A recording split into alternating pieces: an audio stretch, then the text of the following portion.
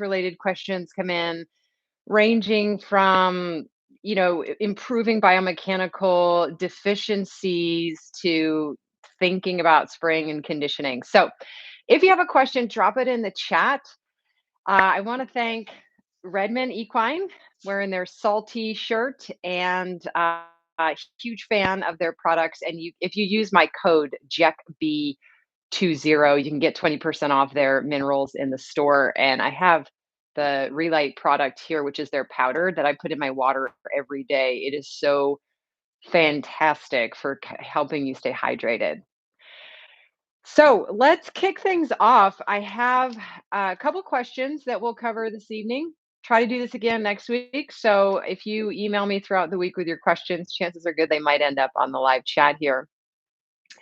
Sally from Oregon wrote in. She has a 2-year-old filly, and obviously the horse is too young to ride at this point, but she wondered if I might recommend training the horse to ground drive and or drive to actually pull a cart. And she does have access to a trainer for that, somebody she knows and trusts. So, full disclosure, I was raised in a carriage driving family. So, I am a huge fan of driving horses when that's appropriate and when you have access to a knowledgeable source, because driving does have inherent dangers. Not every horse takes to it as readily as others. That said, if the training process is done really carefully, it can develop really wonderful top line muscling, particularly in the extensor muscle chain, the top line muscle chain. And I find that horses that start out driving like in their 2 and 3-year-old year, so no weight on their back, all their growth plates are still closing, their bodies are still growing and developing. So you don't have any weight on their back. You have very little concussive forces traveling down through the limbs on those really sensitive structures in the lower limb, the hoof capsule.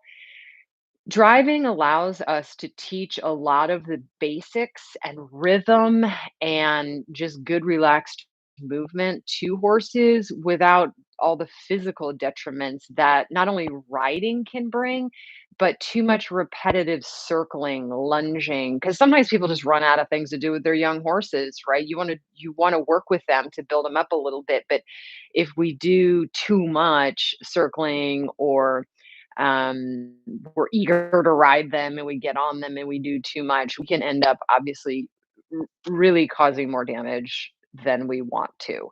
So to answer Sally's question, yes, if that is an option for you, driving is a wonderful, wonderful activity. It develops a beautiful, smooth muscling in the top line.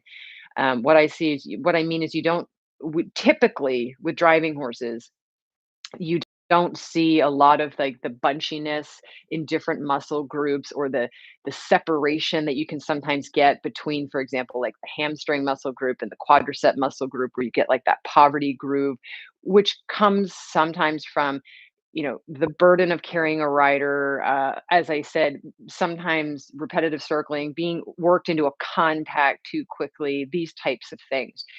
Typically, and again, I'm biased, grew up in a driving family, but typically with driving, you end up with this very beautiful, smooth, soft, pliable top line muscling, which is terrific. And like I say, you're instilling the basics of good rhythmic moving, arena patterns, and you're just going to build on that when it comes time to ride. So that was our first question. Next question is, I had a couple of you who either got my Stifle download plan on my website, the 4-week conditioning plan, or you just reached out because you have a horse that has stifle problems. So, for those of you that have not dealt with locking stifles, that's great. You're lucky. A stifle that locks can look really, really troubling to us. It can look like the leg is like trying to break or something, like the hind leg just gets locked in place. And it's not that uncommon for young horses. Typically, if they're going through a growth spurt, it can rear its head.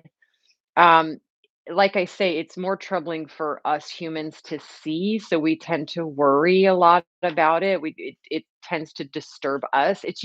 There's usually not pain related for the horse. It's usually just a mechanical glitch. That said, many owners get very worried about it. Now, even though it's typical in young horses, I have seen this condition in horses as late as 5, 6 years old, and I have known horses for whom, based on their conformation and the angle of their stifle, it can sometimes rear its head throughout their life. The moment that there is an inflection in their fitness level and or their body weight. So, like if their feeding program changes, even a small amount, and they put on a little bit extra weight, and or the the food changes and they're getting more sugar, more inflammation, even though it could be minor, horses that are more prone to this condition, this locking stifle, the condition will like rear its head briefly. Like all of a sudden one week the horse will start locking its stifle or slipping its stifle. And you'll say, God, I thought we got over that, right? So one of you in particular wanted to know, she was working through the stifle download program and it looked like the horse was maybe a little bit uncomfortable or a little wary of some of the exercises like backing up, some of this more stationary kind of calisthenics. The horse wasn't, like, being aggressive, but there was obviously a lack of fluidity and maybe some concern, and, obviously, you don't wanna force a horse when they are clearly telling you no. But if there's some signs of they're feeling things and maybe there's a little bit of concern, but they're in the exercise, they're trying the exercise, then yes, these exercises are very effective when you do them in the dosage that they're given in the plan. Obviously, we're not overdoing anything, but fitness 8 out of 10 times fixes this problem with the stifles. So you trust the process, trust the exercise, it's going to work. Even though your horse might look like they're struggling a little bit, it's the same way as, you're going to struggle a little bit with a PT exercise until your body adapts to it, gets new neuromuscular connections and those sorts of things. So, like I say, if the horse is just outright, they're rearing, they're biting, they're really the anxiety is ramping up, then no, we can modify the exercise. We can find other exercises. But typically, this is one of those trust the processes moments. Trust the process, trust the exercise. And the third question I'm going to tackle was I've had some questions come in. I don't know if these are older horses or they're younger horses that are dealing with some arthritis. And that said, I don't know the severity of the arthritis, but there's been some questions about how to modify ground pole routines for horses with arthritis. Again, it's kind of like it depends. It depends how bad, how far along the arthritis is. It kind of depends where the arthritis is. If it's in the hocks, and I'm going to guess maybe this was, I typically, for those horses, will suggest not raising ground poles because with ground poles, we're not really working on flexion of the hocks.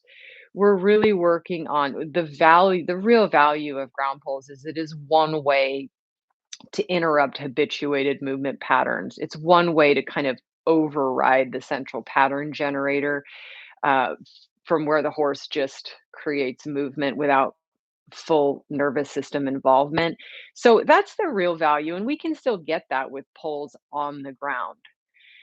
So if it's, pretty significant hock arthritis to the point like where a horse no longer wants to walk down an incline, if they're telling you that's not comfortable anymore and the arthritis is pretty progressed, then I would recommend modifying the ground pole routines by keeping poles on the ground. No need to raise them for your particular horse. The other thing is like if this is an older horse, maybe they're in their mid 20s and they have arthritis, you can do so many walk pole routines. They're incredibly valuable. There's all kinds of routines in my book and my online course. But the point is, you could do a ground pole routine every single day. It's a different taxation on the muscular system than trot or canter pulls. Those patterns we would do only once or twice a week. But once walk pulls, you could certainly do some variation, up to 10, 15 reps every day if you wanted to with your older horse, even if they have arthritis. So, don't overlook the value of walk routines, whether you're online or you're riding them. But that's without knowing these individual horses, that's like my general suggestion is keep poles on the ground, really lean into the walk routines. And, in cases where you can really get clear on how progressed or severe the arthritis is, then, do that because that really does help us tailor exercises because there is still plenty that horses with arthritis can do. As I said, it's sort of an it depends situation. So I'm going to wrap up there. And for those of you that, like I said, if you want to submit a question for next week, a lot of you reach out to me through Facebook or my email. And so I'll be pulling questions from there. And we can jump on here again in the live chat and answer your questions on, fitness related or whatever you're up to. Cool place to come together. And again, I want to thank Redmond Equine, and we will use my code JECB20 for 20% off. And we will catch you sometime soon. Take care.